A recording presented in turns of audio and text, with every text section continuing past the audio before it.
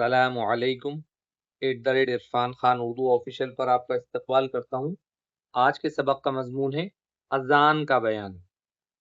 سوال: اذان کے کیا معنی ہیں؟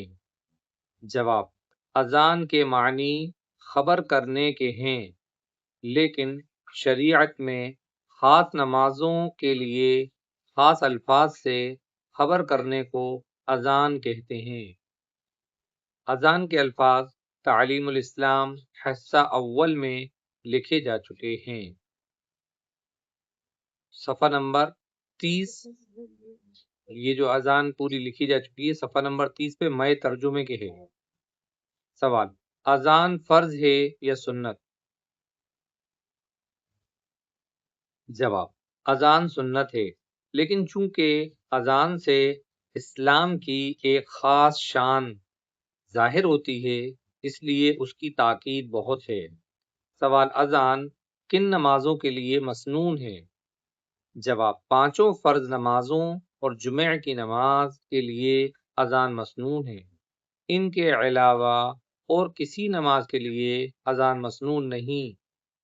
سوال: اذان کس وقت کہنی چاہیے؟ جواب: ہر نماز فرض کی اذان اس کے وقت میں کہنی چاہیے۔ اگر وقت سے پہلے کہہ دی تو وقت آنے پر دوبارہ کہی جائے۔ سوال: اذان کا مستحب طریقہ کیا ہے؟ جواب: اذان میں 7 باتیں مستحب ہیں۔ نمبر 1، قبلے کی طرف منہ کر کے کھڑا ہونا، کعبہ شریف کی طرف۔ نمبر 2، اذان کے کلمات ٹھہر ٹھہر کر کہنا، یعنی جلدی نہ کرنا۔ نمبر 3، اذان کہتے وقت دونوں شہادت کی انگلیاں کانوں میں رکھنا۔ نمبر 4، اونچی جگہ پر اذان کہنا۔ نمبر 5، بلند آواز سے اذان کہنا۔ نمبر 6، حی علی الصلاۃ کہتے وقت دائیں جانب یعنی سیدھے ہاتھ کی طرف منہ کرنا، اور حی علی الفلاح کہتے وقت بائیں جانب یعنی الٹے ہاتھ کی طرف منہ پھیرنا۔ نمبر 7، فجر کی اذان میں حی علی الفلاح کے بعد الصلاۃ خیر من النوم 2 بار کہنا۔